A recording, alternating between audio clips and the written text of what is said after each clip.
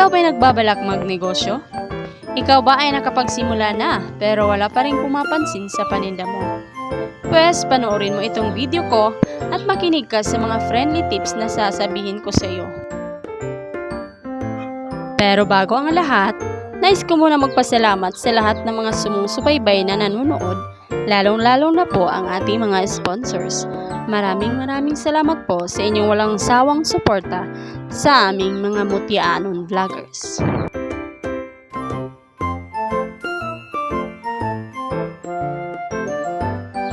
Sa business ay di naman kompetisyon.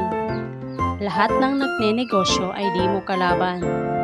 You don't need to compete others para lang sabihin sa sarili mo na umangat ka at magaling ka. Lagi mong iisipin, hindi lang ikaw ang may pamilya na binubuhay. Di lang ikaw ang may karapatan. At di lang ikaw ang may puhunan. Pareho lang tayo gusto umangat, kaya wag mo silang ituring na kalaban. Lumaban ka ng patas. Magsumikap ka. Huwag sumuko dahil sabi ko nga, ang sumuko, talo. Sa mundo ng negosyo ay pagalingan lamang ng marketing strategy.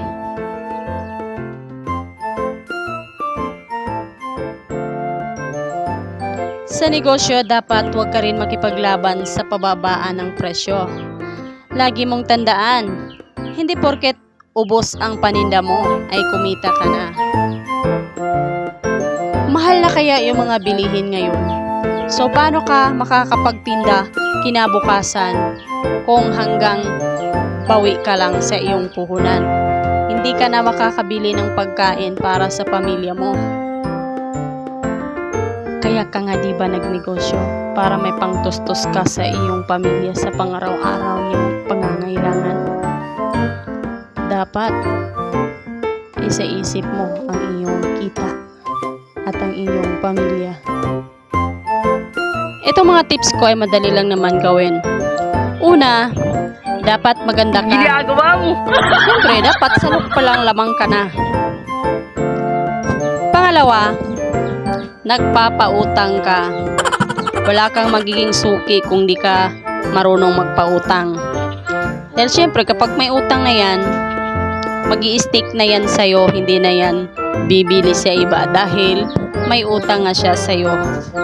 Pero hindi naman lahat.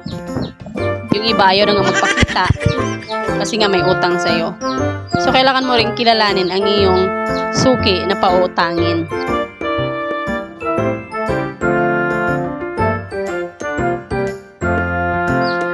And lastly, syempre, huwag mong kalimutang maningil. Paano ka makakahanap ng bagong puhunan? Paano mo mapaikot yung negosyo kung wala ka ng kita? O, diba? Huwag kayong gumaya sa akin na nahihiya ng maningil.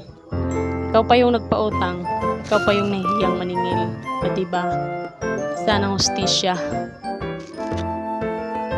Kaya nga lagi akong naghahanap ng puhunan kasi laging nauubos. So, biro lang po talaga yung mga nauna kong sinabi sa inyo. May gumana rin naman sa mga ganong tips, pero ito po yung pinaka.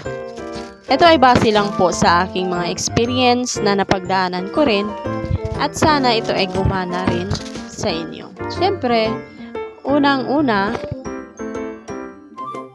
dapat maging maganda at mahusay ang iyong serbisyo para sa mga customer mo. Dapat mabait ka. Siyempre, paano babalik yung mga customer mo kung masungit ka? Dapat approachable ka lagi para makahata ka ng bagong customer. Pangalawang tips, kung ang negosyo mo ay pagluluto tulad ng ginagawa ko, dapat palaging bago at fresh yung mga gagamitin mo sa iyong pagluluto. At dapat may bago ka ring paninda na maihahain sa iyong mga customer. Huwag yung mag-i-stick ka sa isang produkto tulad ng kakanin. Kailangan iba-iba yung lulutuin mo sa susunod na araw. Hindi yung paulit-ulit ka na lang na puto, puto, sa baka sabihin ng iba, nagsawa na sila sa iyong paninda. O kaya may ibang choices, kumbaga, yung ganon. At kung sa tingin mo hindi na gumana yung mga una mong paninda, at least may iba kang backup. So, kung hindi man pumatok yung puto na niluluto mo, at least may isa ka pang backup. So, may kita ka pa rin. Kung hindi man nila nagustuhan yung puto mo, baka sa pangalawa mong produkto, doon ka na lalago or doon ka na papatok. Number 3 tips, gamitin mo ang social media platform para makipag-ugnayan at maipromote mo ang iyong mga paninda. Dahil sa panahon ngayon, usong-uso na po talaga yung paggamit ng mga social media. Lahat na ata ng tao ay gumagamit ng cellphone. Gaya ng ginawa ko noong COVID-19, laking tulong po talaga sa akin ang Facebook. Dahil ito po ay naging way ko para kumita. Nag-post lang po ako at yun ang simula ng aking negosyo. At nakakatulong din ito sa ating mga nanay na nasa bahay lang. Kahit wala tayong pwesto, pwede tayong magnegosyo. At huwag kang mahihiyang mag-promote sa iyong negosyo. Kung sa unang post mo ay walang pumapansin, then what? Kung sasabihin ng iba ay ginawa mo ng tindahan ang Facebook wall mo, then what? Karapatan mo yon. Walang maitutulong na maganda ang sasabihin ng ibang tao. Kailangan mong mag-promote ng mag-promote hanggang sa ma-discover nila ito at matikman nila ang inyong mga produkto. At may isa pa pala akong nakalimutan. Siyempre, kung baguhan ka pa lang sa iyong negosyo, wala pang nagtitiwala sa iyo. Kaya ang gawin mo, free taste mo na lang. Diba? Siyempre, unahin mong patikim sa mga kamag-anak mo at kaibigan mo. Pag nagustuhan nila, yun, saka ka na lang humingi ng bayad kapag umorder na sila. Siyempre, hindi sa lahat ng panahon libre. Yung ginamit mo sa mga ingredients na niluluto mo, binibili mo yun. At may talent fee ka na rin doon. Ano pang purpose ng paggawa mo kung hindi ka rin kumita, di ba?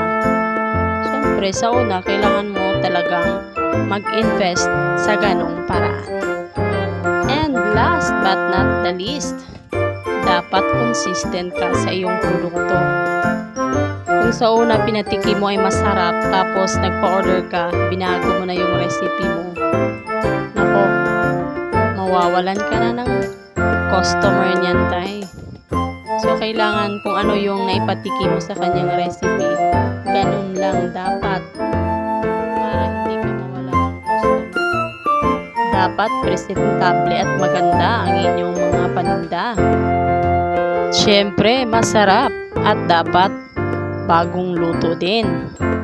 Kasi sa tulad ko, nakakanin business yung ginagawa ko, mas masarap talaga yung bagong luto, di ba?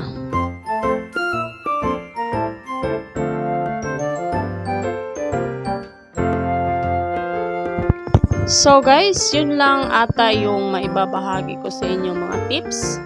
Kung may nakalimutan naman ako, research na lang po.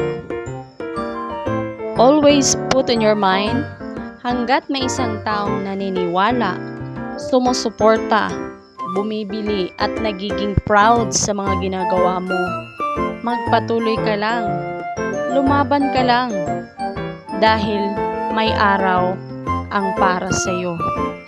Huwag kang maging uhaw sa asenso. Ang lagi mong tatandaan, walang shortcut.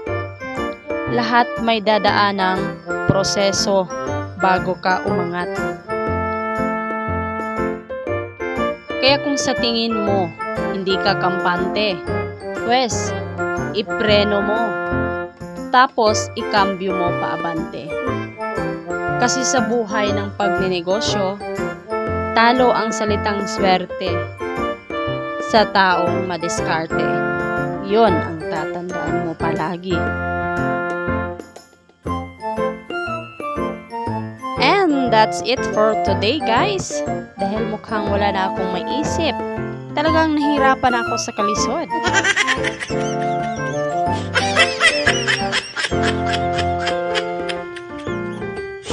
Sana may napulot kayo mga aral sa mga pinagsasasabi ko at may apply nyo rin ito sa inyong mga sariling negosyo. Alam ko, iba-iba tayo ng diskarte. Ang importante, ginawa natin ang ating best para sa ating negosyo at para sa ating pamilya. Hindi man tayo ngayon mayaman or yayaman, at least meron tayong magandang patutunguhan.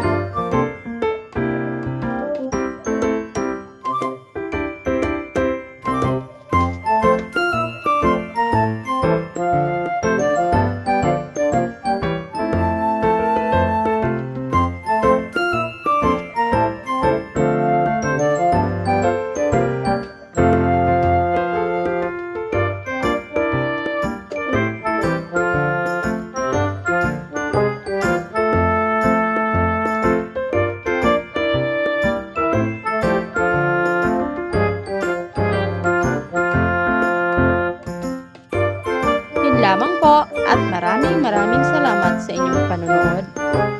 At huwag kalimutang mag-comment, like, share and subscribe and hit the notification bell para lagi updated sa ating bagong mga videos.